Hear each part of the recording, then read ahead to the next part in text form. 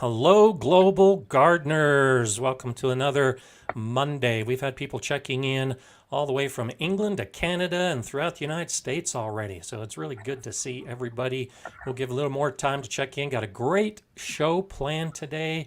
Lots of great information, a wonderful guest. And as always, we'll be throwing out as much gardening information as we can throughout this encounter. And it's so nice to see a lot of the regulars and also a few new people that are popping in today. I think that's great. Let's go ahead and get started with just a couple questions that I've already seen pop up.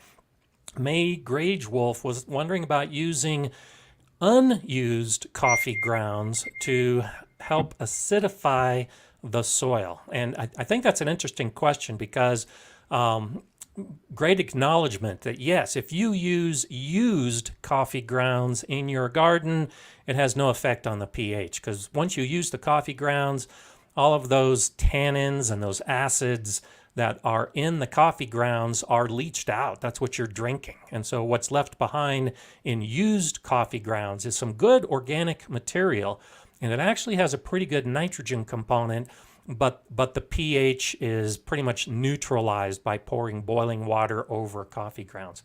And so the idea is if you use unused coffee grounds in the garden, you can take advantage of some of that acid to lower the pH. And that is true to a certain degree, but it's a very short-term fix because as soon as you water or it rains, well, now you're essentially leaching all that material out of those coffee grounds, just like you would if you were drinking the coffee. So I think it's a relatively expensive way to lower the pH just because you can lower the pH more effectively with something like sulfur, and that's more long-lasting. But also the coffee grounds are just a short term. So I think coffee grounds are great to use in the garden and compost as an organic material, but I really wouldn't say that it's that effective to have a long-lasting pH change. So Laura Fry, good to see you here this morning. Thank you so much for that super chat. Checking in from Idaho after saving some lives on your shift. Wow, that's great to be here. I know you're very stressed and you've been working very hard trying to source for free used coffee grounds. That's often and awesome. And I've seen some of that. We had some chat on the Facebook private group about coffee grounds. I think that's wonderful. If you just go out and ask your coffee roaster, and most Starbucks for their coffee grounds, they'll give you the coffee grounds. Now, they're used coffee grounds, of course, but it's a great free resource in the garden. Okay, and one more question before we get into the main part of the show. PD was asking about substituting vermiculite for perlite in a starting mix when you're starting your seeds and then potting up the soil. And I pretty much use perlite and vermiculite interchangeably. Now, vermiculite can hold some water, whereas perlite really doesn't hold water. It's purely for the drainage aspect. Both are great for drainage. Vermiculite holds a little more of the soil moisture content steady. And so I think they're relatively interchangeable. And I'll often use both at the same time in my starter mixes. So don't feel like you need to buy one or the other. If you have some perlite and you want to make your own starter mix, go ahead and use the perlite. If you don't have perlite but you've got vermiculite, go ahead and use the vermiculite. You'll have the same advantages of the drainage for that starter mix, and you should be able to see the same benefits with both. I've never really noticed much difference between the two. It's just a nice way to build a mix and get some good drainage. So I mentioned in the description, and I mentioned it in on Facebook and in the community tab, but we've got a special guest today, and so I'm really looking forward to the next hour or so where we're talking with Scott Head from the Black Gumbo channel. And you've heard me mention Scott before on this live stream and in some videos because I really like the Black Gumbo channel. So Scott, great to have you here today. Welcome. Nice to be here. Glad to be here with you guys. It's a privilege and an honor. So thanks. Let's jump right into one of the main reasons. I want to talk some gardening and get some questions answered that some of the viewers are throwing at us. But you've become I think, quite well known for the single seed challenge. And I participated in the single seed challenge last year and plan to do it again this year. And I know many of the viewers have already started Yeah. participating. So tell me what got you going with the single seed challenge, and then explain what it is for those Okay. that might not know. Well, it was actually a subscriber who suggested that I plant one seed and follow that seed through its life cycle. And I thought, that's a good idea because um, it's kind of risky, one seed might not come up. And but I started thinking about it, thinking, yeah, one seed represents all the potential to grow a giant plant, a beautiful uh, plant that produces lots and lots of fruit. And sometimes, the tiniest seed can give you just this amazing, huge plant. Mine last year was taller than I was. And so I thought, yeah, that's a really good way to slow down, to take some time to appreciate the beauty of what we're doing as gardeners on an individual level. And And what was so it that you grew last year? I grew a Black Beauty tomato. It was a Russian variety, so not necessarily suited to our environment here on the Texas coast, but I was able to get some fruit out of it, but the weather really ravaged it. So not necessarily the best choice, but it was a beautiful plant until the heat came. But yeah, so I thought, hey, that's a good idea. I'll do it. But I thought about, this is something that other people might enjoy as well. And so I had this idea of the single seed challenge and a hashtag to link us all together. And it took off like wildfire. There were people all over the world doing the single seed challenge. And my thought was it would be helpful for all of us to build community, to be able to share one another's challenge with the hashtag. And it worked. Lots of people I now follow and enjoy their videos. It was because of the single seed challenge. But more importantly, I think it's for our benefit as gardeners. Yeah. When you plant your seeds, sometimes you don't even really look at them. You just dump a seed pack in your hand and broadcast them and rake them in, and up they come. And we always talk about them in the plural. They, my seeds, my carrots, the crop. These are words that talk about a mass of plants, and you really are just evaluating your plants as a whole, and not really getting down to earth and looking at the fine beauty that comes from a seed. That one sprout that you're tending and caring for, that one little plant that comes up that you're nurturing along, and it really, I think it makes us focus on. I keep coming back to the beauty of life and how Sure. a single seed has potential in it for this gigantic, beautiful plant that has its own, all these systems are going on, and its needs are individual. You're tending it. And I think it really focuses our attention on that plant, and the benefits of that, I think, are outstanding. You actually described it better than I could, I think, last year when you were talking about the single seed challenge. But I think that's the essence of it. It's not really a challenge among, that I can do better than other gardeners. It's a challenge to ourselves to slow down and to take time to, tend and nurture and bring this plant up to its from the tiniest seed that you're documenting on your channel. A lot of people are doing it on Instagram. That we can look at the seed and see the seed and say that's the one, and then document periodically as it grows, like when it sprouts, when it's ready to be up potted or transplanted, or when it's ready to bear fruit, when it's dead, when it dies, maybe a taste of the fruit, and you're following the entire life cycle of this plant. And I think that's an important aspect because I know some of the people on today probably saw your video. I saw your video. When I did the single seed challenge, I chose a black Krim tomato. It got devastated by hail. It was just starting to recover. Then we had a drastic freeze a month early. It was done. But then I saw your video where you also didn't have the big, robust, huge harvest that you were anticipating. So talk about that so that the rest of the gardeners know that you don't have to be successful with your harvest for this exercise to be successful. Right. It's not about, succeeding in the desired goal. It's succeeding in watching the entire life cycle and appreciating the things, because when spider mites show up on your tomato plant, that's something you could document on your single seed challenge. That's something that will help others. How do you deal with it? What's the cause? How's it going to devastate your plant like it did Right. mine? How is it going to recover if it will? When the heat gets to 95 degrees, a Russian tomato like mine's not going to do well. And well, I want to show that. That's part of the life cycle, or in my case, the death cycle of the plant. And it was a real sad moment for me to kind of take those crumbly vines and twist them down and repurpose that pot. But I was successful in my single seed challenge.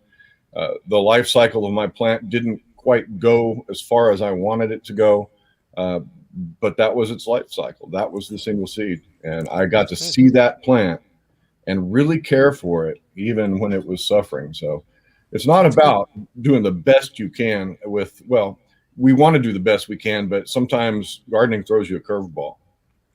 And so I'm in a zone 5B garden, and right now it's about 8 degrees outside, which is like minus 13 Celsius.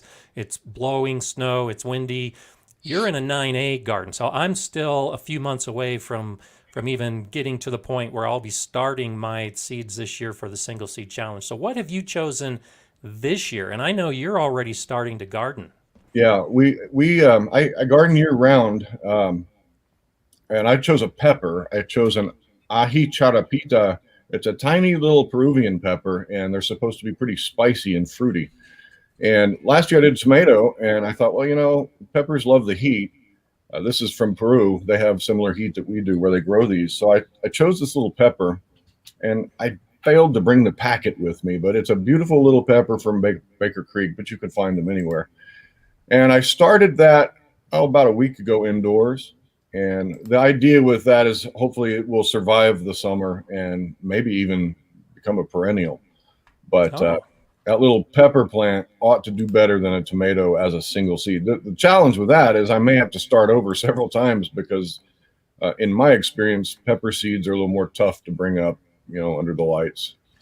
Yeah. I had some peppers last year. Now, they were older seed, but it took 30 days for them to germinate. Wow. And I had them under the lights. And it wasn't until I brought the heat pad out at about the 3-week point just to see if that would make any difference. And they germinated a week later once I put a heat pad underneath those peppers. So it really did make a great difference. Yeah. If I don't see this in a couple of weeks, I'll move the heat up a bit. So. Okay. And so Prepper Chris is asking, and thank you for that super chat, Chris. I heard aloe makes a great rooting hormone. Is this true? I haven't heard that. Have you heard that, Scott? I haven't heard that. I've got plenty of aloe, so. Yeah, I've got aloe too. I haven't heard that. That might be worthy of an experiment. Typically, a rooting hormone has something. Auxins are what plants use to generate new growth, and so typically a rooting hormone will have some type of auxins in it. And I don't know if aloe does or not. And Chris is a regular viewer, so I'm going to make note of that, Chris, and look into it. Maybe I'll have an answer for you next week. But no, I haven't heard that at all. But that goes to show. So how do you approach your gardening, Scott? Because I always try to approach it from research-based information, university studies. I don't use a lot of anecdotal evidence and your grandmother's way of doing things. I like to try it, see if it works, Right. But have a lot of facts. And that's one reason why I like your channel, because it's got great information and it's all fact-based. And so how do you approach your gardening with that thought in mind? Well, I started gardening as a total pretty much novice. I didn't have any background in gardening. I gardened as a kid, but you just throw seeds in clay and see what happens. I tried to research my methods, and when I say research, YouTube. Yeah. And but recently I began reading books about more scientific approaches. Steve Solomon's approach I'm getting into fruit trees, so I'm reading some information on how to properly grow fruit. And I just kind of pick up information as I go, and I've kind of been flying by the seat of my pants on my YouTube channel. When it was young, I just wanted to share my garden, and I made a lot of mistakes, and I would have to come back and say, hey, I said this, but it doesn't really work out that well, and here's why. And so I'll learn from my mistakes more often than learning up front by doing thorough research. But I've kind of changed that method now. I feel a responsibility as I've got more gardeners following my channel that I should probably be a little more careful with the information that I put out. And that's caused me, one of my best videos was about topping pepper plants. That's what kicked off my channel. But that's a controversial topic, right? And there's a lot of, you can go on either side of the argument on how to increase your pepper harvest by topping peppers. Basically, it's just, knocking off the apical dominance of the plant and causing it to bush more. But then in the end, you get smaller peppers. But, that's one of the topics that I learned, wow, there are about 18 different ways to do any particular gardening task. And so I'm trying to be a little more focused on this is how I'm doing it. And I'll show you my results, good or bad. And if it works out well, it might work for you as well. So good. I like that. Yeah. And you talked a little bit about peppers. There was some conversation bouncing back and forth before we came on this morning about peppers, and a few of the viewers that are growing in warmer areas that have peppers right now, and the peppers aren't doing well. And so as I look at it analytically, my guess would be that we're in the middle of winter. And so the days are short. There's just not a lot of sun. And so just because you're growing in a nice warm region like you down in Texas, that doesn't necessarily mean that the plants are going to do well throughout the year. You say you're growing throughout the year, but tell us a little bit about some of those big differences that you see growing in winter when some of us can't, compared to when all of us are growing in summer. Okay. Yeah. Well, for example, peppers, they start going to sleep, not based on temperature in my experience, but based on length of day. And they just look, some of my pepper plants are 3 years old. I just leave them out on the back patio, and they kind of go dormant, lose all their leaves, and look like dead twigs. And you would think it's 73 degrees at the moment. You'd think they'd start waking up right now. But again, the days aren't long enough. And so I've found that certain crops, are tailored for certain seasons, and it's more about the length of day, I think. And I have read some books about how to extend your gardening seasons, and length of day and temperature both are factors, obviously, but temperature is especially a factor in germinating seeds. But around here, my average last frost date is March the 1st, give or take a week. And so that's kind of my target date to have my seedlings ready to go outside into the garden, March the 1st, and I'll grow them through the end of June or thereabouts. And there's some overlap with a summer garden. And a summer garden, I have to select varieties that are just heat lovers. Eggplant does well. Cowpeas do well. They're almost always in my garden. I have a few varieties I've never grown before, like Malabar spinach. I'm going to grow this summer and see how those do. The problem with our summer is it also comes with high humidity. It's 90% humidity right now. And that causes all kinds of pests. And my summer garden usually looks pretty ragged, but it usually produces. So I can't really carry tomatoes through the summer unless they're a heat-loving variety. But I aim for about October the 1st for my fall garden. I call it a fall garden, but it goes all the way through the winter. And that's where I am now. We're winding down with a lot of brassicas. I've got some cabbage out there. Carrots grow through the winter here. Radishes, turnips, those kinds of things. So I choose all those crops based on, the fact that they can grow with less light and they're frost tolerant. We had a real mild winter this year. So, things are looking pretty jungly out there, even in the middle of January. So good.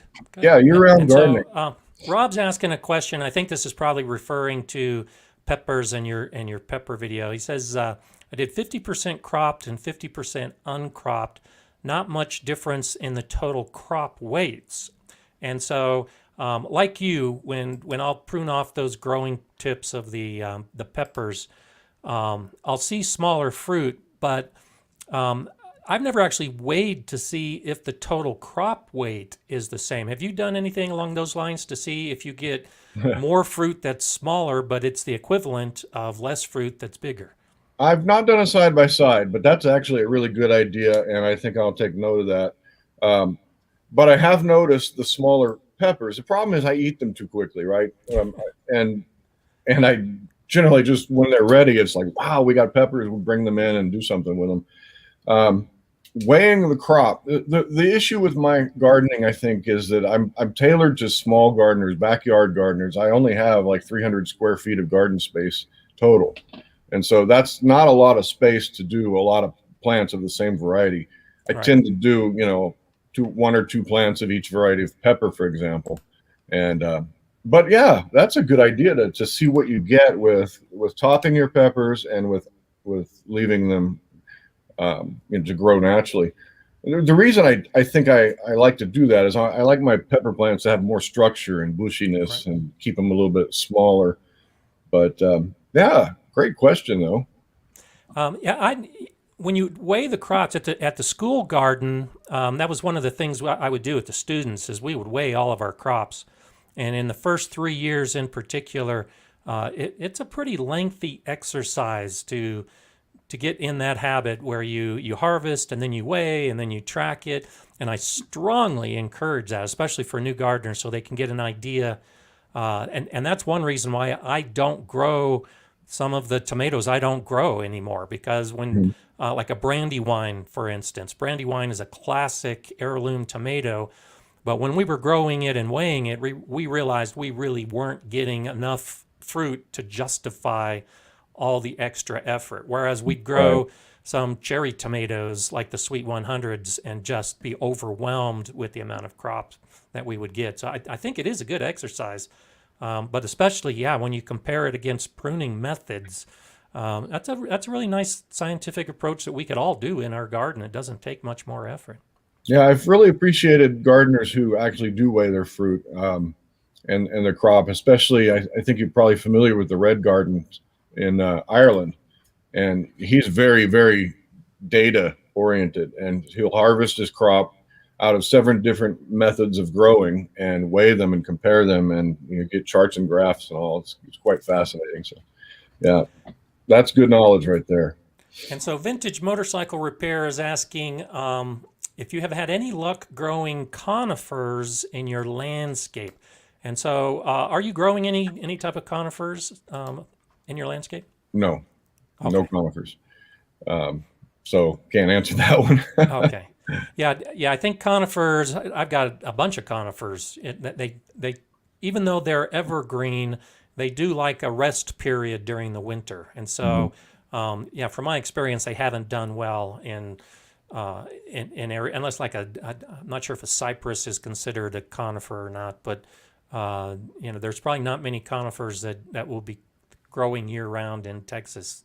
Well, the east part of the state and about 20 miles north of where I am near Houston, yeah, there's a mighty pine forest called the Big Thicket where you can still get lost today and die. Okay.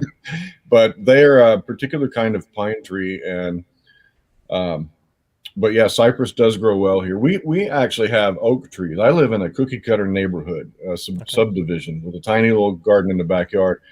But I try to make use of my entire plot. We have evergreen oak trees that also like a rest period, which is starting right now, and they drop most of their leaves while the new growth is coming in. So they always look green, but they're dropping leaves on the ground, and those I harvest for mulch, for making mulch. And oak leaves are a great source of mulch. They last three or Sure. 4 years, So uh, no, I like to try to make use of all of my small resources here: my lawn, my tree. Uh, And do you use the oak leaves as a mulch in your vegetable garden, or do you do it in other areas? I have so much of it when my tree drops that when I mow it up, I get a mixture of grass and oak leaves. Good. So the grass helps to bind the oak leaves together so they don't blow away. And it's kind of a nice little mix. I let it dry in a bin, like a compost bin, and yeah, I've mulched my vegetable gardens with that, and I'm it really glad you helps. said that, because that's one of those things I encourage is mixing the leaves with the grass, Mhm. because individually they'll blow away, but when you mix it, it tends to hold together. Yeah, and the leaves help the grass. If you just use grass, it mats up and becomes like almost like carpet. Hardly anything gets through it, and so it's necessary. And I think the lawnmower makes it easy. I just mow it all up. So it's a nice resource to have. Yeah, yeah, absolutely. And so, what have you put outside in your garden? You're doing inside and outside, but have you actually moved some things that are growing in outside beds? Not yet. Everything that I've started indoors right now, well, the only thing I've started indoors now is tomatoes. And I have a plan. I'm going to use a system of trellising my tomatoes that I've learned about that I think will help. And I've selected a limited number of varieties for my garden beds this year, all hybrids, all heat tolerant, all heavy producers. Though I do have a couple of brandywine seeds growing as well, but Okay. those are for pots. But I'm going to try to keep a single vine and do the greenhouse style where you grow them up a string and you move them down as they get longer. So that will be an experiment that I've never done before. So that's the only thing I've started right now. But um, I think I mentioned before that I'm going to grow some kohlrabi, and I Right. got this very fast growing kohlrabi. I grew some peas this winter, and the plants have matured and they're nearing the end of their life. And so I thought, well, I could probably slip in a sneak crop before I need my garden beds in March. And well, that's enough time to grow a 35-day to maturity crop of kohlrabi. And so I'm clearing out an area currently. It's raining today, so I can't get out there and work in that patch. But I'm going to try to sneak in yet another crop, and so that will be 4 different distinct planting and growing cycles Nice. that I've had this year. So yeah, I've never had kohlrabi either, and people suggested that I do. I asked my community in my channel, so what would you grow if you had a 30-day slot or maybe a 40-day slot from seed to maturity? What would you grow that's not a radish? Right. I've had tons of radishes this winter. I'm tired of them. As well, kohlrabi. My only concern with this is I'm growing an awful lot of brassicas in my soil, and I practice kind of a loose garden, rotation. I don't want to plant the same kind of family in the same place too many times. But I've seen other gardeners who have said, well, it's not that important if you have good soil health. Right. And you could go on either side, but I'm going to risk it and try some kohlrabi where I've had some other brassicas Yeah. recently. Yeah. So we'll Yeah. see. I wouldn't imagine you'll have too many issues as long as you've got the good soil and you're amending and you're mulching. A lot of those issues should be mitigated just by good, Yeah, normal gardening practices. that's And what so I'm hoping for. Phil is asking a question. If you were installing a new small raised bed, would you set up your no dig with compost and manure now and let it sit, or would you wait till spring planting in zone 6B?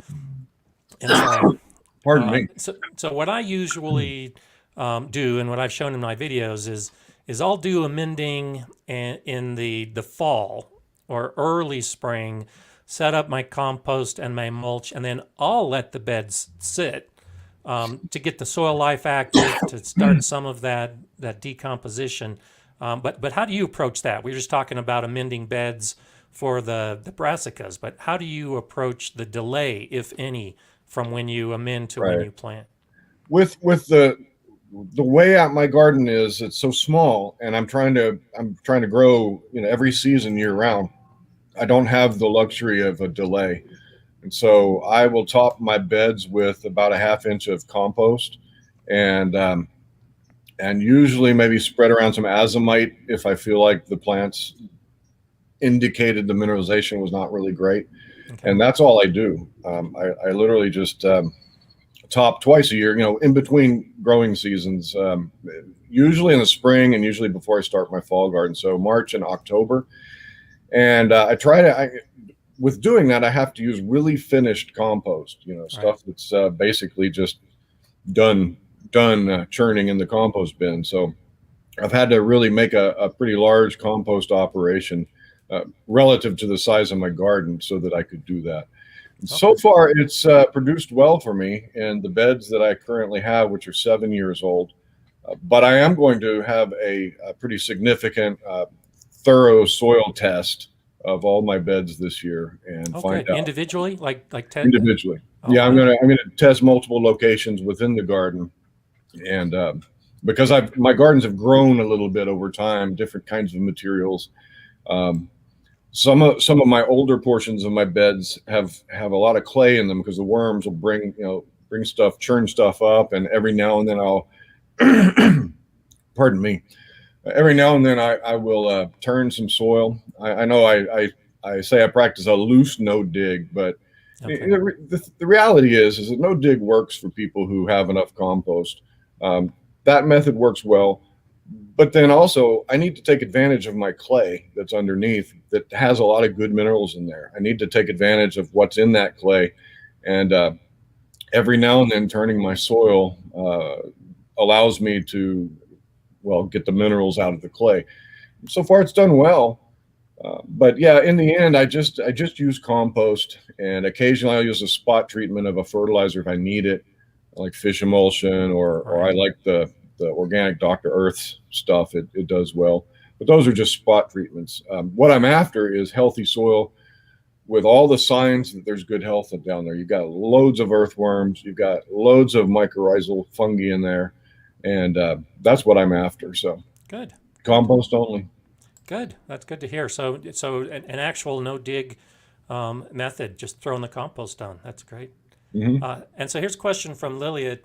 You mentioned a little bit about some of the tomatoes you're growing. How many different varieties are you growing this year? I think I'm going to end up with about 15 different varieties. But how? And I usually grow two of each, just Right. so I can draw comparisons. Because I'll put one on one side of the garden and one on the other side of the garden, just to try to identify, where they grow best. But how do you approach that as far as choosing varieties, and if you choose a lot of different varieties? Two different ways over the last couple of years. I really, really love tomatoes. And so traditionally, I'll grow about 15 varieties as well. And some of those will be spread throughout my beds. If I'm Normally, what I do is I intercrop a lot of different things. It really helps me confuse the vine borer moth when I'm growing squash. And so there'll be a tomato plant, a squash plant, eggplant, pepper, another tomato, and just all in there, kind of a polyculture. And that's worked well for me, and that allowed me to grow several varieties of tomatoes. Plus, I grow a lot of container plants, and so this year I'm changing things up. Though, like I mentioned, I wanted to try this trellis system, which requires one of my beds to be planted just with tomatoes, all of Okay. them indeterminate types. And so I've chosen three. I've chosen an Edox, which is an F1 hybrid from Johnny Seeds, Granadero, which is similar to Aroma. It's also a hybrid, and I think it's a Big Beef, which is also a hybrid. There's one other that I'm considering adding into there called Grand Marshal. All of these are I selected very carefully for heavy production, resistance to the weather that we deal with here, and resistance to various diseases that we deal with here.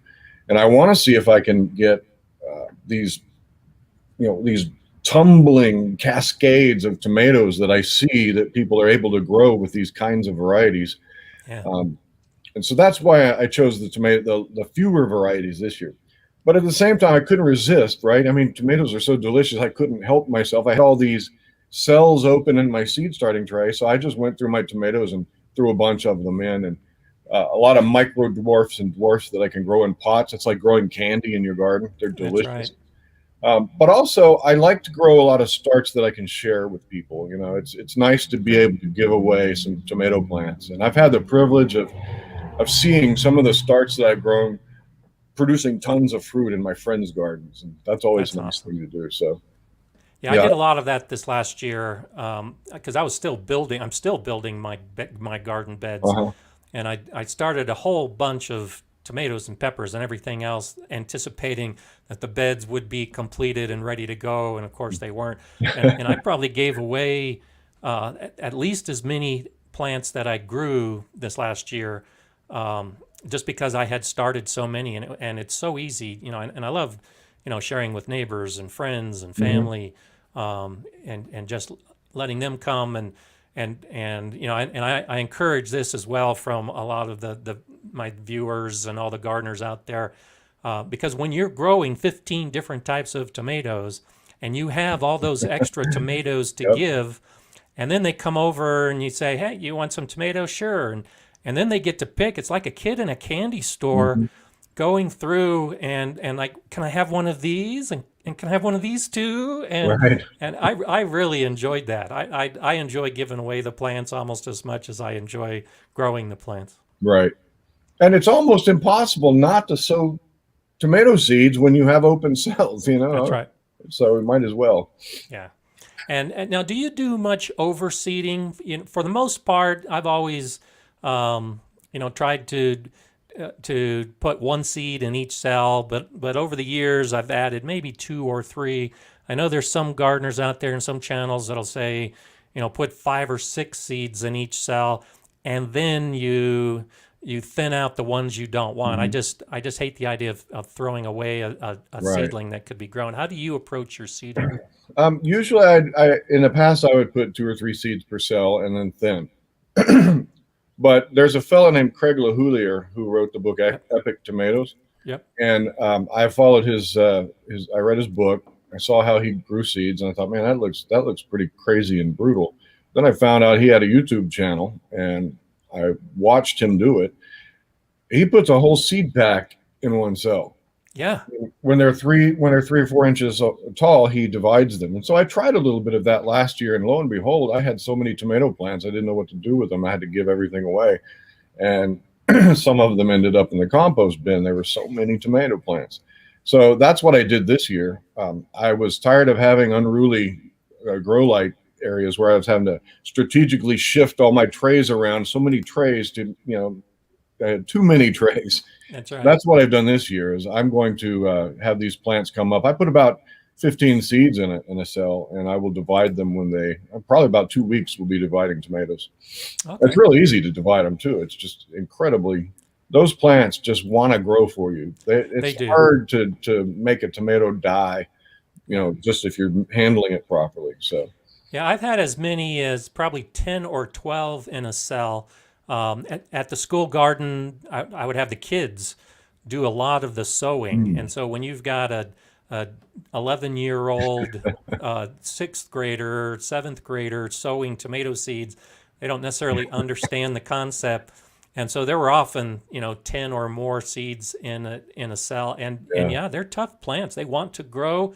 And then it takes, more effort. That's why I was asking, because I find as far as an effort, if you've got 8 or 10 tomato seedlings growing in a cell, you've got to divide, then you've got to put them into each of the individual pots. And that, for me at least, seems a little more effort than if you just got one in a cell and you pop out that cell, put it into a pot, and it's a lot easier than having to separate and divide. I agree. I find the act of separating to be not therapeutic, but I enjoy it. I like to sit there and take those tomatoes apart, and I like that labor in the garden because, in fact, somebody asked me, it might have been my wife yesterday, how much labor? No, it wasn't my wife. How much labor do you put in the garden? And I was thinking, I don't really work in my garden a whole lot every single day, but there are those days that are, well, we're going to get out and we're going to work in the garden, and it makes me feel good to get out there and pot up 50 tomato plants and then find somewhere to put them and or find people that want them and watch them grow up. So I actually kind of like that part of it, and but I don't know that I'll always do it that way. So good. So here's another question from Chris, and thank you for that contribution, Chris. If you only get sun from 12 a.m. to 7 p.m., is that full sun? And so my answer to that would be, generally speaking, 6 hours is considered full sun. if you're reading a seed packet. But I think it depends on the plant, Yeah. because there are a lot of plants that require more than 6 hours, and there are many other salad crops and herbs that can get by with less. So I think the technical answer would be 6 to 8 hours is considered full sun. But how do you approach that when you're selecting your plants and deciding where you put them in your garden? How do you approach how much sun you give your plants? Yeah, this gets back to the length of day topic we were covering earlier. Like pepper plants, for example, they perform best for me when they have 8 to 10 hours of sun. Yep. And so I'll make sure that I place them where they're going to get that. But that's why I can't grow the peppers out there in the garden right now, because we're simply not getting that kind of sunlight yet. Our days are still a little bit short. So most of my garden gets full sun. The way I've oriented it and the obstacles that are around that cast shade tend to give me a pretty long day. And so I really don't struggle with finding a place. Well, I did. I had a fig tree, and I called it my cursed fig tree because it's been in the ground for 6 years and never gave any fruit. And I was like, man, this thing grows like crazy. Why isn't it giving fruit? And then I discovered it's not getting a long enough dose of sun each day in the fruiting season, because I had these gigantic trees that were casting filtered light over it just enough to cause it not to fruit. So I like, if gardeners are asking about where to grow things, I usually like to tell them, you need to do a sun survey of your property. Yep. Or a shade survey, and go out in the morning, go out in the afternoon, go out in the evening, and plot where the sun is and where the shadows lie. And if you have the time, do that in throughout the seasons, because where I am, the shade shifts a good 30 feet. And covers part of my garden in the winter, and in the summertime, though, I get a perfect north, or everything is aligned perfectly. The shadow of my house just clips the edge of my garden in the summer, and it worked out perfect. So, yeah, planning and length of day, like growing on a patio. If you have an apartment and you only get 6 hours of sun on your little balcony or something, then you have to grow varieties that can tolerate the shade. And oftentimes folks try to grow peppers out there, for example, and they just don't do well without a lot of sun. Yeah. I actually have a video that I've got programmed to show. I think it's going to be the day before was it in April, I guess, the equinox, or March, I guess it is. And so I've got a video program that'll talk about sun mapping. Yeah. And I think it's a really good idea, especially for new gardeners, or if you're because I always suggest you spend a year surveying your yard before you start your garden. But if you map your garden basically from the spring equinox to the fall equinox, and literally map it, identify how much sun you're getting through each of the months, you should be able to get a pretty good idea of where then to set up your garden beds and your pots to get the most sun, or at least put the plants in those areas that get the most sun.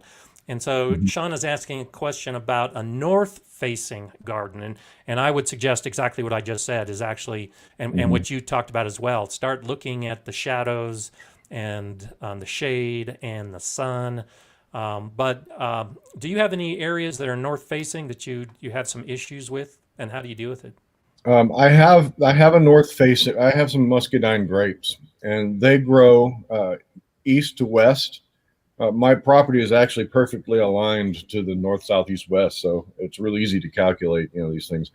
But I do have an area between my home and my neighbor's home, and we're very close together, and it's north facing. And because it's north facing, it gets less light. That side of the house always grows algae and mildew, and you're always having to deal with that because of these shadow loving, moisture loving, walls.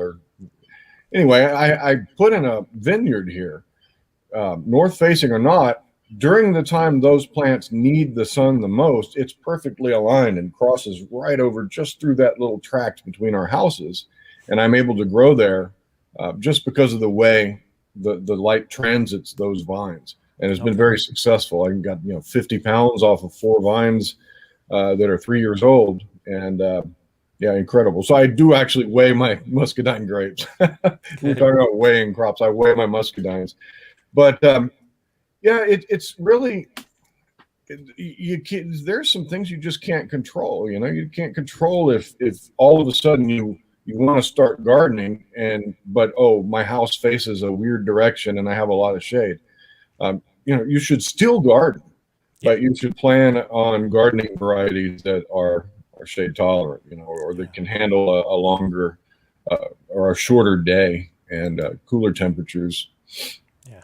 Yeah. And Yeah. Chris follows up that the reason he asked that question is because the sun is so weird. He lives on a mountain. And I've done that, dealing with some of those issues like you, growing in pots where Hmm. you can move the pots around to an area that maybe provides more benefit. Especially, yeah, if you've got a weird yard and you want a garden, you might not be able to put in an in-ground bed or a raised bed, but you can Hmm. always on the balcony put up some pots if that's the spot that gets the most sun in the day for the Yeah. plants that you want to grow. Hmm. I say be flexible and creative, and it'll work. And so, Amy, thank you for that contribution. That super chat, that's great. Southern California, Zone 9B, similar to you, Scott. Felt like 90% of the seedlings we grew from seeds and planted in the yard died, but the seedlings from the nursery did great. Any tips? Um, yeah, that's interesting.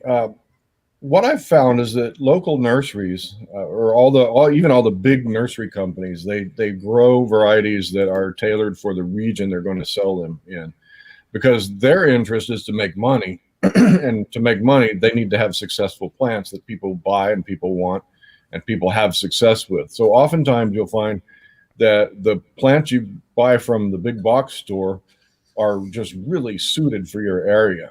Um, I think it's Burpee. It's Bonnie Plants. Bonnie Plants has nurseries dedicated to certain regions around the country, and those nurseries produce a different kind of crop than, say, up in Maine they might be Right. selling certain kinds of plants. Down here in Texas, they're selling plants that do well in Texas.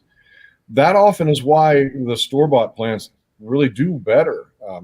When we buy our seeds, for me at least, the way I was for the past many years was I would just look in the catalogs for things that appealed to me, and I didn't really pay attention to whether or not I was growing something on the edge of its temperature range or whatever, or we've got certain pests that are going to ravage that plant, while somewhere that doesn't have that kind of pest, it'll grow better.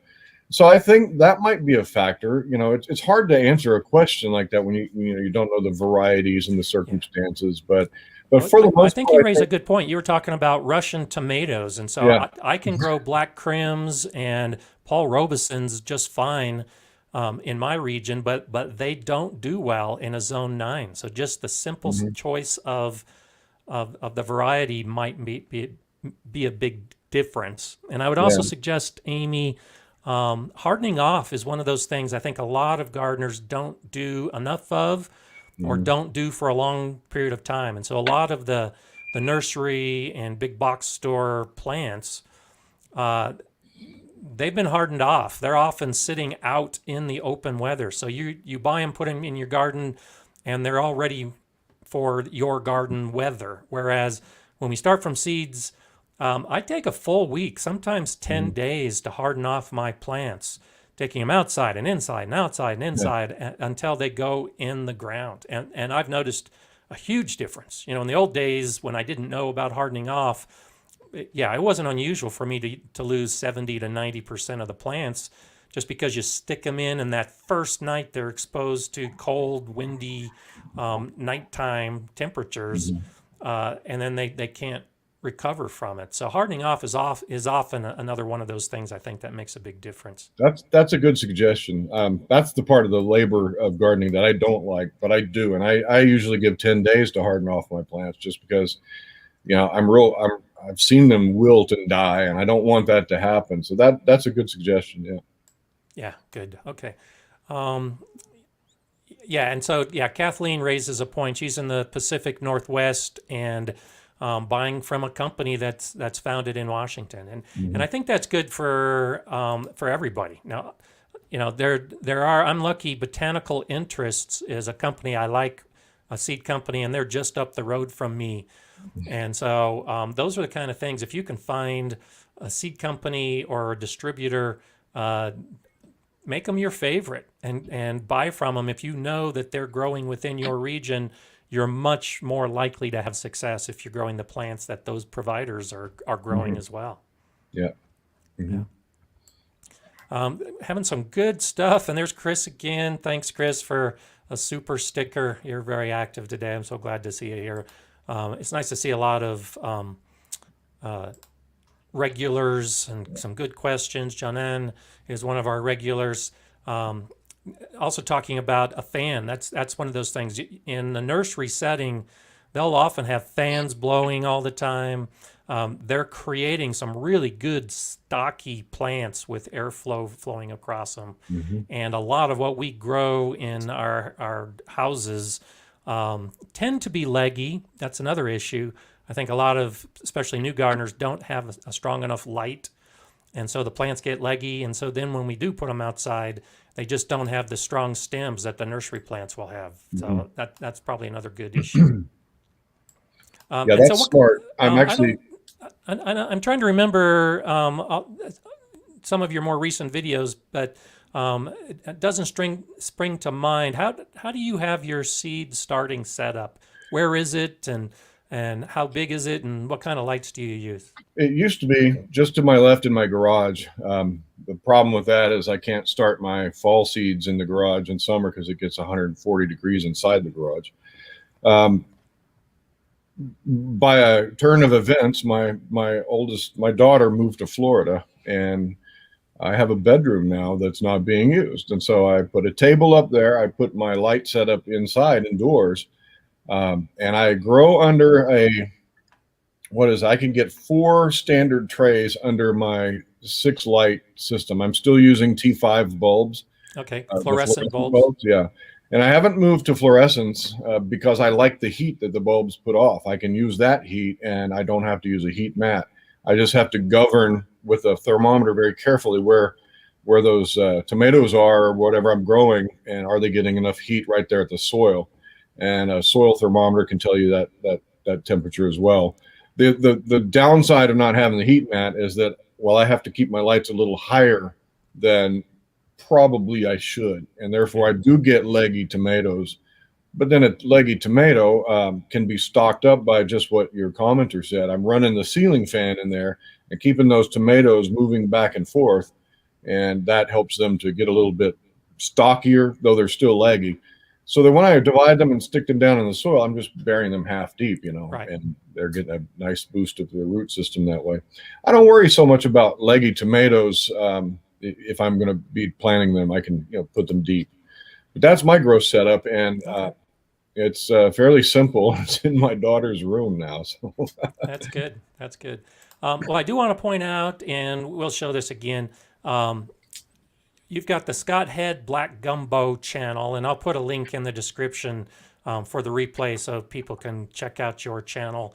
And how many videos do you have now? I know you're continuing to add. I'm over 300 videos. Okay. So yeah, That's good. So and a good library. We had a question last week or the week before. Someone also in Texas wondering about channels, and I suggested your channel because you are showing plants that some of the rest of us aren't growing, mm, and so it really is a good resource for a lot of people who are growing in some of those warmer regions, yeah. um, and the kind of thing that. Our basic methods, yours and mine, are very similar, but we're just Mhm. growing different plants because our climates are different. Right.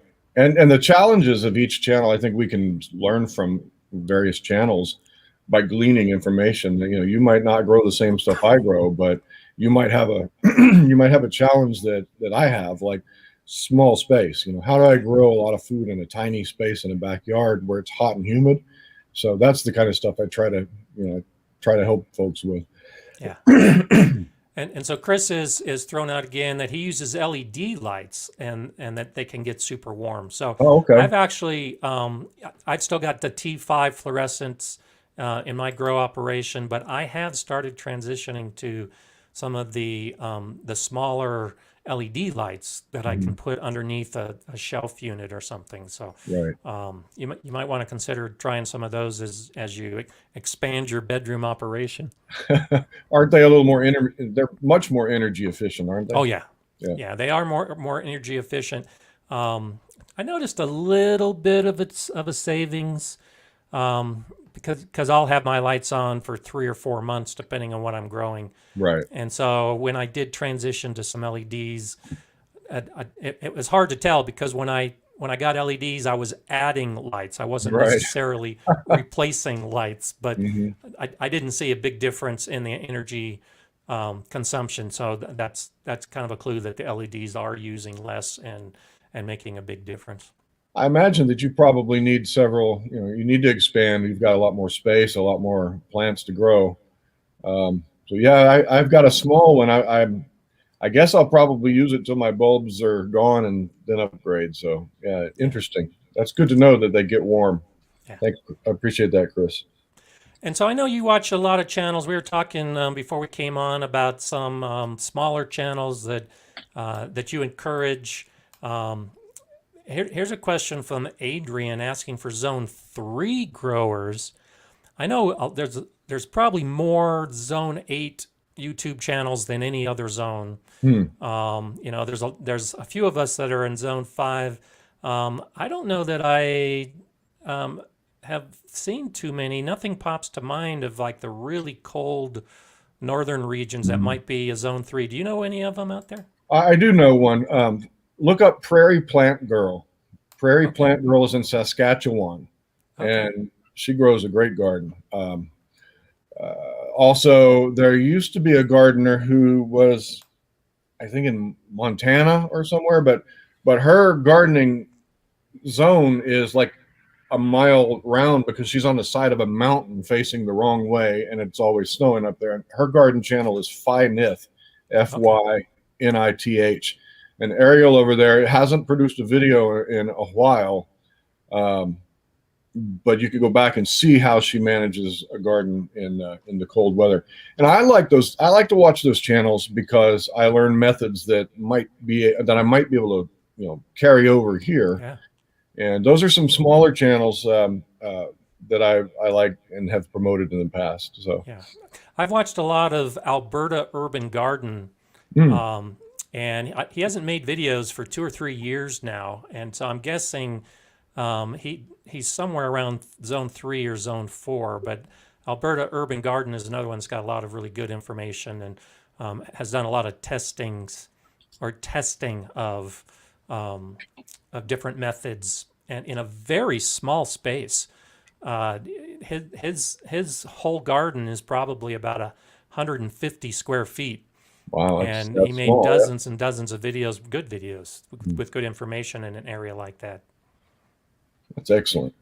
Yeah. Alberta Urban Gardener. Alberta Urban Garden. All Yeah, right. Stephen, and it's been a few years, but he has some good videos where he tests bacteria Hmm.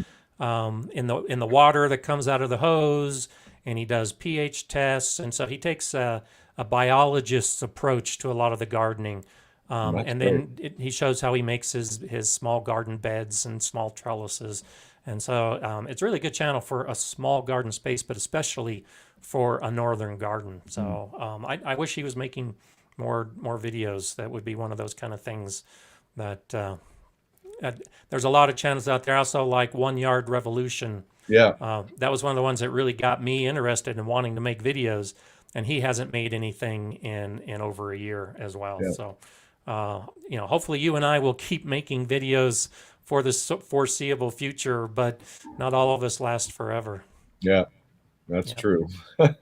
Well, that's my intent. I intend to keep producing videos, that's good. 2 or 3 a week during the growing season's height. That's Yeah, there you go.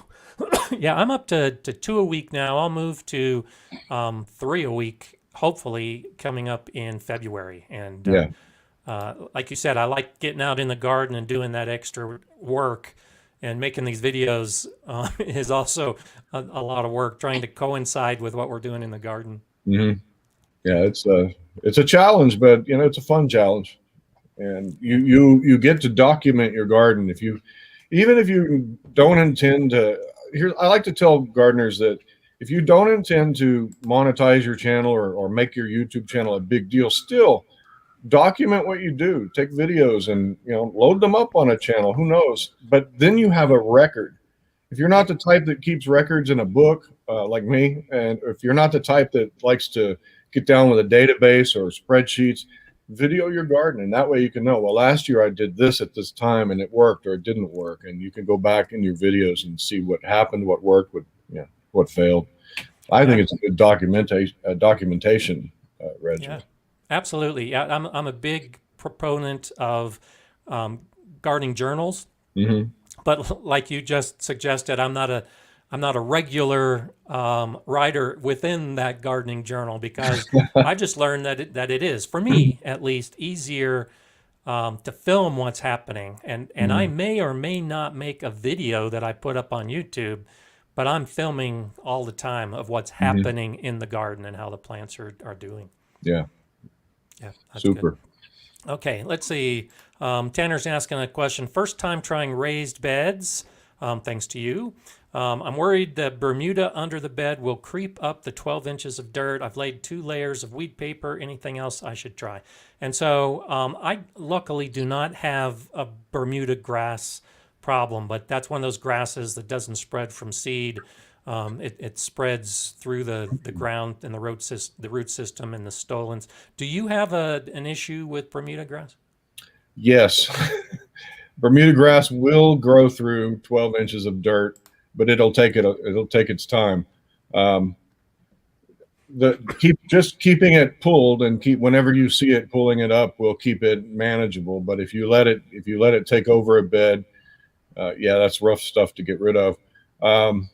Normally, if you lay down in the cardboard or some sort of a barrier when you're putting in a new bed, you can do it right on top of Bermuda grass, and you won't see it except around the edges of your border. It'll find that crease and it'll come up through there. And again, I don't use any herbicides or anything like that. I just pull the weeds and the runners when you find them. That's generally how you manage Bermuda grass. It can be a pest, but usually it's more of a pest when you let it go. It's tough stuff. Yeah, I've had an issue with bindweed, which has a similar growth pattern to Bermuda grass. Yeah, you just got to keep after it. Yeah. It may take years to get rid of it once it gets into a bed. And so the best way to avoid that is just as soon as you see it, pull it out. I was talking about this in a recent live stream, learning to recognize what it looks like when it first sprouts, recognizing the leaves, recognizing the plant, because so many of us gardeners see a plant and don't want to kill it. And then it's too late when we finally recognize what it is. But learning how to recognize young plants can really make a big difference as well. Mm-hmm. Yeah, that's the true with my other biggest weed problem is nut sedge, and that stuff gets in and makes networks underground. And you can pull a nut sedge plant, I've read, up to a dozen times, and it still has enough energy stored in that tuber under the ground to send up another shoot that is sharp and will poke right through even weed barrier cloth. So that stuff is rough. Okay. But you got to get it right away, or we've got a weed here that if you see it and it's a little tiny guy and you think, well, I'll get that tomorrow. It's sending a taproot down, a foot deep into hard clay, and you got to get them right when they come up. And so Mark's asking a question, and you touched on this a little bit earlier. I've talked about in my videos and on the live stream that I went through the Master Gardener course, and I've taught classes and made these videos. But can you reiterate a little bit of what you talked about in the beginning of how you got into gardening and then how you got into the making the videos? Because credentials are one thing. Sure, I've got a certificate that says I'm a master gardener, but I don't think that a certificate makes you a better gardener just because you went through a series of classes, which is why I think you've got a great channel with great information. So how would you classify your credentials? My gardening credentials are only what you see on YouTube and what you can see in my garden. I don't have any training whatsoever in gardening except what I call YouTube University and a library of books that I like to read. I love to pour through books and gardening books. And so the way I started my channel is I come from the dinosaur days of blogging, right? When everybody had a blog and I had 10 blogs, and I like to teach stuff. And video just seemed natural. So I started doing videos in my garden when I really didn't know a lot about gardening, but I wanted to document that and share my successes and my mistakes and tell people, hey, this is what I'm doing. This may or may not be the right way. I'm still learning. In the early days, I would show, hey, this worked and it didn't work. I'll still show you if it didn't work. But Yeah. that's the only way I got started. And I began to make videos a little bit better and tried to satisfy my love to teach by showing videos. I was teaching my son how to garden, and yeah, so it just grew from there. And one particular video took off one day, and it was a controversial topic of pepper topping, pepper Yeah. pruning, pepper pinching, and I learned, wow, I need to teach a little more accurate information and be a little more cautious with the things I teach because there are multiple sides of the same topic. I need to be clear about what I'm doing and be clear that there are other ways to do it. This is just how I'm doing it for my context in my small backyard on the coast of Texas. So that's how I got started, and my credentials are just whatever you see on my channel. So Well, I think you raised a really good point. I did a video a while back, a year or so ago, where where my thought is the best way to learn gardening mhm. is to teach gardening. Hmm. Partly because of what you just said, that when you're teaching someone else how to garden, it does expose you to different ways of doing things, and you do have to be careful about your approaches. And so, do you find that as well, that you've learned more about gardening since you've had your channel and you're telling others how to garden? Oh, most definitely. And you have to also, if you're teaching others, you have to be open to criticism. You have to be open to folks saying, hey, that's not right, or that's a pretty sad way of doing it. Here's a better way. You have to be open to people, especially on YouTube, being cruel and hating on you. But that's just what teaching's all about. If you're teaching, you're putting yourself out there for others to evaluate and to criticize and hopefully learn something from. So yeah, and I've learned gardening by teaching gardening. Yes, I have, most Good, most definitely. In fact, I think that, like you say, that's the best way to get things done, is just get out there, do it, document it, share it, and then respond positively to the feedback. good, good. And so, Pat, thank you for that super chat. And it's saying 20 years of learning, basically, and still not getting okra production. So, Colorado gardening and Texas gardening are different. Mm. And so, this year I'm going to try to grow okra again. But I tried growing okra in my Colorado garden years ago and didn't have much success. Mm. I've learned more since then. But for those of us in Colorado, especially for Pat, who moved from Houston, what have you learned about growing a crop like okra that you could pass on to someone else who did not in your region? Yeah, okra is one of those heat-loving summer crops, and most okra requires a whole lot of sun and really thrives in the blazing heat. So I don't know. I can't imagine how I would get okra up and growing in more temperate areas, simply because it's a heat-loving plant. You might try to research out varieties that are hybridized for a particular climate. That's really all I can say. Down here, you take okra seeds and just throw them in the yard, and they'll grow and like crazy. You don't even have to do anything with it. So Yeah, one of the things I'm going to try this year, and I discovered last year, I grew in some metal beds, and the plants in the metal beds, the soil temperature was the same. hmm.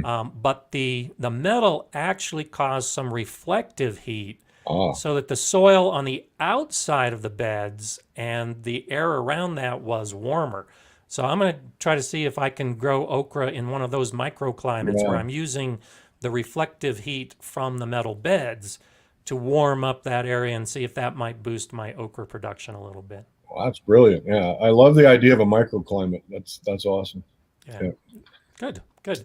Well, so I do want to talk about um, the single seed challenge again, just to finish up here with you, Scott. And so I've got the banner, and this is the hashtag you're using this year, right? The single seed challenge 2021. That's right. And so for anyone else that wants to participate in this, um, how do they make us and you aware that they're participating in the single seed challenge? All you need to do is when you post a video, and the idea of the single seed challenge is to document, right, one seed through its life cycle. So you might make 4, 5, 6, 10 videos about your single seed challenge. And in the description of your video, anywhere in the description, just put, or even in the title, just put this hashtag. And that hashtag automatically becomes a link so that anyone that clicks on it will see videos that also have that hashtag. And so that's how we discover one another. That's how we find one another. There is one of the single seed challenge participants. His channel is Invasive Gardener. He is keeping a Google spreadsheet of all the participants and all of their seeds and all the progress. And I guess he just enjoys doing data like that because everyone that has on YouTube started their single seed challenge, he's documenting them. And so you can go and look at that spreadsheet and get an idea of who's participating. And currently he's documented 22 who have already started their single seed challenge. We've got a lot of people that have to wait because their season is not right for seed starting. But I anticipate, we'll have 100, 150 gardeners doing the single seed challenge just like last year.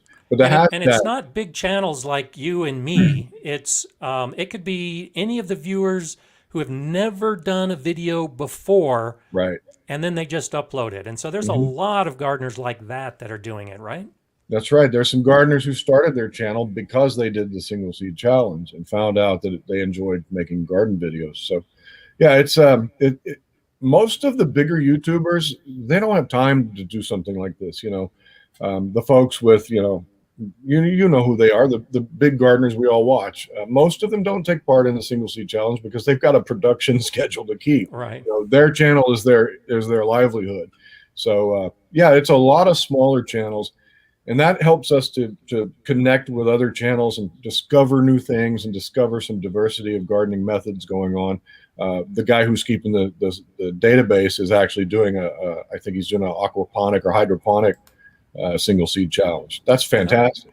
Interesting. Yeah. Well, they can go to your channel, the Scott Head Black Gumbo channel, to see what you've done in the past, and I know on your community feed you'll also often post. When someone has a video that pops up, you'll actually put a link to their video on your channel as well, which Right. I think is an awesome way to do it. Yeah, yeah. Well, I like to share with people, gardeners and channels that I think are up and coming and have great potential, or folks that are doing really well. There was a young lady last year who I promoted who was a brand new gardener, and I was like, wow, this is a brand new gardener who has a kind of a scientific mind and is starting a new gardener, and she'd plant some things. And I'd be, oh, that's gonna not work out for you. But I would watch her grow these plants up and discover this didn't work out. And then this year, the next year, she's doing things based on what she learned before and sharing those things. So I like to promote channels like that have integrity and honesty, and are doing things that I think have potential to be excellent gardening channels. That's good. That's good. And I do want to point out while you're here, Tony O'Neill from the Simplified Gardening channel is watching and in the comments and offering you, as he does me, some good supportive information as well, and saying your channel isn't small. So it's great to see that your channel's had some really good growth in this last year, and hoping you see continued growth in the days ahead.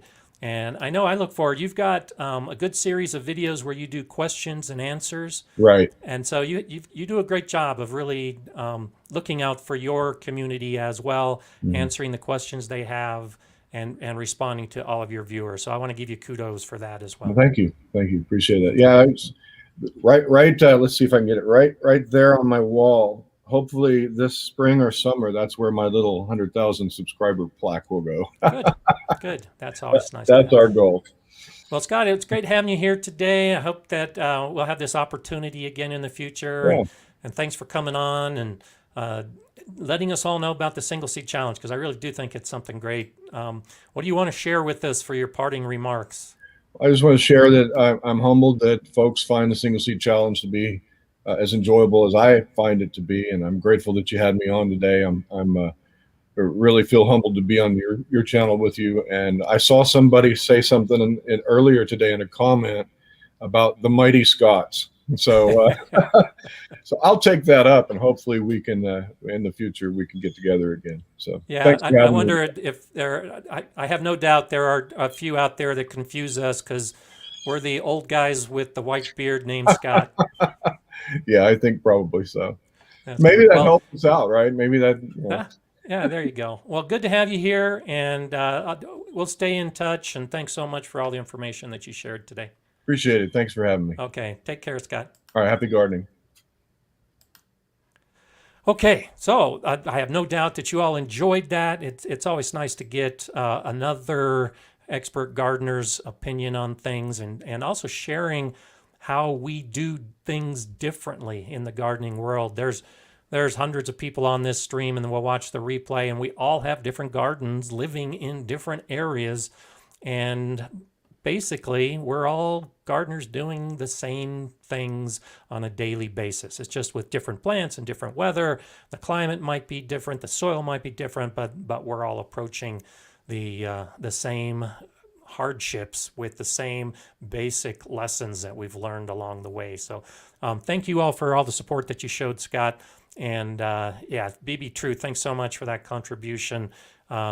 Great channel, and I know you all appreciate my channel, and I like Scott Head's channel as well, and I hope that you check that out as well. Lots of good thumbs up. So I hope to continue these things. Tony is on the chat, and he and I have chatted, and so I hope that Tony and I will get together on a live stream when we can make our schedules match sometime in the near future as well, because I know a lot of you enjoyed that when we had Tony O'Neill on, and Tony's got great information out there, so might as well share the spotlight anytime I can. So let's get to that point of the show where we talk philosophy, and I think I've got a good one today that I really want to spend a little bit of time talking about. I end all of my videos and I end these live streams by saying to enjoy gardening, because I really do think you should enjoy gardening. If you're just getting out there and working hard and sweating, sure, it's nice to enjoy that ripe tomato and help feed your family, but you can really take your gardening to another level if you enjoy it. And so that's what I always strive to do.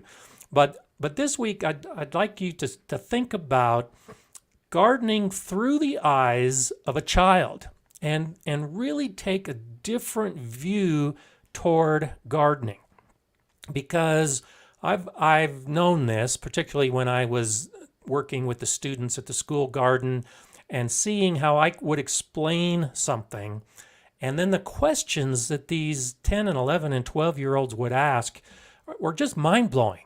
The kind of questions that an adult wouldn't ask when you're talking about soil or plants or watering or whatever it was. So basic and such a simplistic question that can really identify for you that the kids look at gardening differently. And so if we keep that in mind and we approach gardening from a more simplistic and a more childlike view, where we're looking at life with wide open eyes, it can really affect how we garden. And so I'll use as an example the gifts that my granddaughters got me recently, and I shared some of that a couple weeks ago. but my youngest granddaughter got me a wildflower mix, because she really liked the look of all of the flowers on the package, and she wanted me to grow all those pretty flowers. And my other granddaughter got me a package of purple peas because purple's her favorite color, and she wants me to grow purple peas in my garden. And so that really got me thinking as I'm approaching this gardening season of how I'm going to garden in a different way. Now, I'm still growing tomatoes and peppers and squashes and lettuces and all the rest, but I've really tried now to focus on some fun plants to grow. And so Scott was talking about how he's picked a kohlrabi that's a 35-day plant, and he's doing it for a real quick grow and harvest before his primary garden goes in. And that's great. And I strongly encourage that and completely agree. Well, I'm doing something similar, but I'm doing it with a purple kohlrabi. And I got the purple kohlrabi seeds from Baker Creek. But I'm doing it kind of like Scott is thinking, where cool season, put in some of the brassicas, put in those plants that can handle the cold weather. Kohlrabi is one of those early season kind of plants. But if I'm going to grow kohlrabi, why not grow purple kohlrabi? And I'm going to have my grandkids help me put the seeds in the ground, and then they can monitor the plants with me, and they'll come and they'll also be able to help harvest. And the excitement of these kids, these grandkids of mine that I love so much, when they get out to the garden and they help me harvest, it is just so wonderful for me to enjoy. And so I let a lot of the plants stay in the ground. We had a turnip this year that was probably about this big around, and I let them harvest that turnip. Now, it's too big to eat at that point. It was pretty fibrous, but that didn't matter. The point was viewing the garden through the eyes of a child. I knew they were going to be enthralled by that experience as they dug in the soil and spread apart the leaves and pulled out a turnip that was almost as big as their head. Isn't that a great way to approach it, where you can do things that you've never done before? I get excited when I pull a turnip that big out of the garden. And so to throw in the purple kohlrabi, a little bit of the child in me comes out. I'm also growing red carrots this year. I've never grown red carrots before. I'm growing a new variety of purple bean that I've never grown before. Again, with this eye toward the fun aspect of gardening, just getting out there and seeing how the plants grow. But then when a purple bean pod develops, how cool is that? And when that purple kohlrabi, and I'm still growing purple carrots, and then I'll have red carrots, and I'll have yellow carrots. And all of this is going to be spread throughout the garden, but I'm also having one bed that is my bed for my grandkids to grow in this year. And so I'm going to let them go through the seed packages and choose what seeds we're going to put in that bed, similar to a square foot gardening method where we're growing lots of different plants in the same bed. And so I'm interested to find out what they're going to choose, but my guess is they're going to want to grow the purple kohlrabi and the purple beans and the red carrots and some of these seed packages that I have bought specifically for this child's garden. I'm guessing that that's what they're going to pick, but it's going to be interesting to see because they might surprise me. This is what I'm asking you to do, is think like a child. Think what you would be excited about when you were 6 years old or 8 years old, when you had the opportunity to garden. Most of us didn't when we were that age. But if you have some of those memories, think about what you did and share some of those thoughts in the comments right now. Some of those things that you might remember from when you were a child. And if you're not doing that in your garden right now, well, then you should. If it's a strong enough memory that you can remember it from all those years ago when you were a child, well, then recreate that memory in your garden this year and continue making more of those childhood memories. Even though you might be an old guy like me, I like the idea of creating some of those childhood memories because I think gardeners are children at heart because we want to get out and play in the dirt and we want to spray the hose all over and we like looking at the bugs. Well, gardeners do that on a daily basis, and all of those are childlike activities. So just highlight that. Make a big deal out of it in your garden. Be a child again. And I think, at least, that it's really going to help you enjoy gardening more, especially after the last rough year and the beginnings of this year. We don't want another rough year ahead. So let's try to lighten it up as much as possible. Let's try to make it as enjoyable as possible. And one of the ways to do that is just choosing fun stuff. Now, one of the tomatoes I have is the Berkeley tie-dye, and they doctor the photo at Baker Creek to make it look like it's bright colors. But it's one of those tomatoes that have different swirling colors through the tomato, and it's kind of fun to grow. There are a lot of other plants like that. One of the reasons I like to grow rattlesnake beans, the green pole beans, but it's a rattlesnake because it's got all these red and purple specks running through it that kind of makes it look like a snake, I guess. But I love the flavor of it. But it's also a fun plant to grow because those beans, when they ripen, are beautiful. And there's a lot of other plants out there like that. So I know most of us have ordered all the seeds that we're planning on growing this year. I'm still ordering new seeds that I probably may or may not plant just because I've got way too many seeds as it is. But if you start thinking about this and if you want to order some more seeds, we'll do a children's order for you. Do some of those fancy colored vegetables, or maybe you want some of those plants that are just kind of funny looking, or something that's going to be completely different that you've never tried before, but you know you'll have fun with when it comes time to harvest, be it a red carrot or a yellow carrot or a purple carrot or whatever. But I just really wanted to throw this out at you today as something to change things up a little bit, because for a lot of us who've been gardening for a long time, we kind of get in the same humdrum patterns. We are growing the same things year to year. We might experiment with something new, but we're experimenting from a scientific experiment perspective, not experimenting from a, gee, this looks really cool and I remember it when I was a kid kind of perspective. So that's the philosophy of the day. Start thinking about what a child would do when they enter your garden. And if it's not a child-friendly garden or a child-happy garden, see what you can do to make it a little happier. And then once you've done that, invite children to your garden. Your children, neighborhood children, grandchildren. But once you take this extra step where you're gardening through the eyes of a child, get children in your garden so that they can then benefit from it. And that's, like I said, that's where you'll get your enjoyment even more so, because you'll see their reactions to everything that you're doing. So I'm planning to do that, and I'm planning to have a lot of fun with it this year.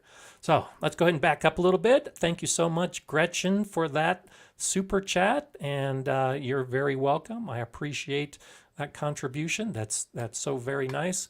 I thought I saw another one pop up.